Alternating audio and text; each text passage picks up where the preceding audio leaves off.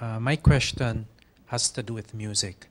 You know, most people believe that music has been with all societies from time immemorial, since the dawn of time.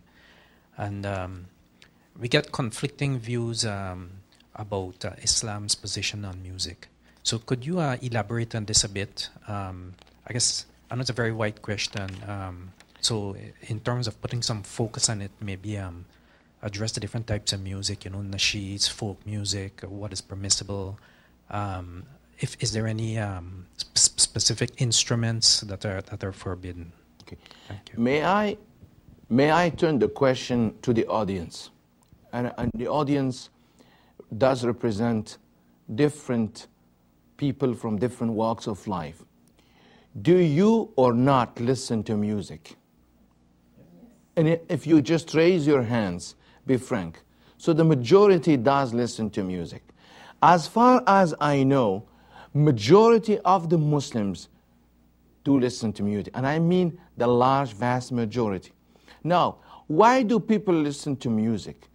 Some people say, we listen to music to change, and, you know, it helps us, you know, sometimes work, do things. So is music haram? I cannot say haram or halal unless I have a proof. Now, this issue is a big issue, but I'm going to give you major points from the Islamic jurisprudence. Now, is there a verse in the Holy Quran that says, do not listen to music? Nowhere. Nowhere. Is there a hadith, authentic meaning, documented, that says, do not listen to music, it is haram? There isn't, rest assured.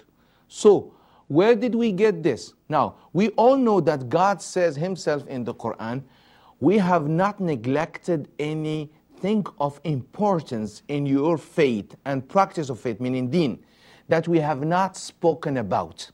So the Quran clearly says, مَا فَرَّطْنَا فِي الْكِتَابِ مِنْ شَيْءٍ. We have not neglected something of importance. So God Almighty left the details to Prophet Muhammad in terms of establishing the practice. So the prayers, he left it to Muhammad, peace be upon him, to show people how to pray.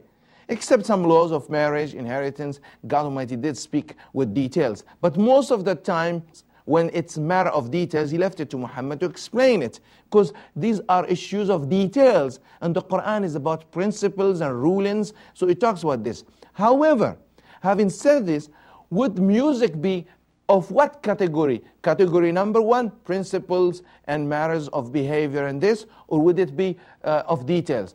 In the life of the Prophet, we go and see. Now, a lot of people, there are three opinions that you hear. Opinion number one, music and singing all is haram.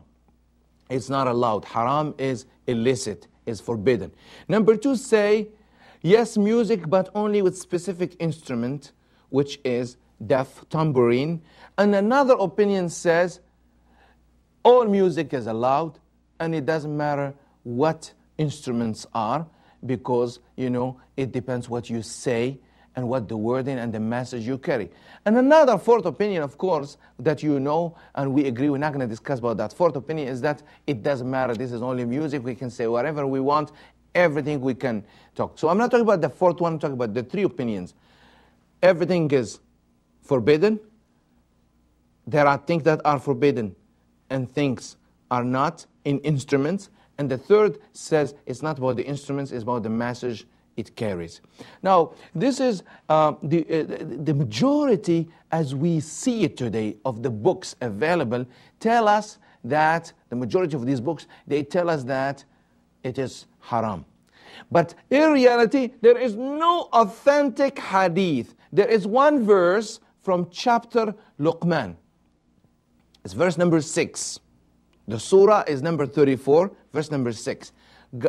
There is, and God Almighty says, and there are some people who use pastime, discussions, to misguide people. Now, there is one of the hadiths which is not authentic, saying that Ibn Mas'ud, one of the companions said, I swear by God, Wallahi innahu lahu al-ghina, I swear it is about singing, it is about singing, it's about singing. Now, this has become the first argument of those who say you're not allowed to listen to songs and music. Now, this is an interpretation. Okay. Secondly, there is a hadith, not authentic, although it is in Bukhari. Bukhari put it on the side in something called al-mu'allaqat, meaning they are pending on somebody else to narrate that this hadith, the chain can be fixed. Because in that chain, and I don't want to get into details, but it is a matter of sciences of hadith. In that chain, the reason why he didn't put it in the authentic compilations, Imam Bukhari was very tough when it came, and strict when it came to the authentication. He said the narrators are two. There is one, his name is Abu Malik, and there is another one, his name is Abu Amir al-Ash'ari. So these two, there is no connection there. He doubted whether it's this or that. So there was no confirmation who said it. So now we call it this illa. In hadith, we call it a defect. Now it's a problem. So Imam Bukhari could not put it in the line of authentic hadiths. They are called mu'allaqat. Secondly, there is a man there by the name of Abu Hisham. He is, by all the signs, the narrators of hadith, a weak person. You don't take his narration. He is in that chain.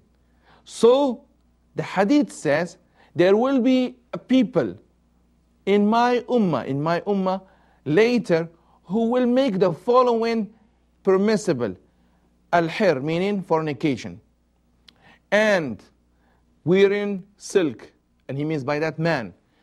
And playing music. لكن أمتي أقوام يحلون الحيرة والحريرة والخمر, and wine and music.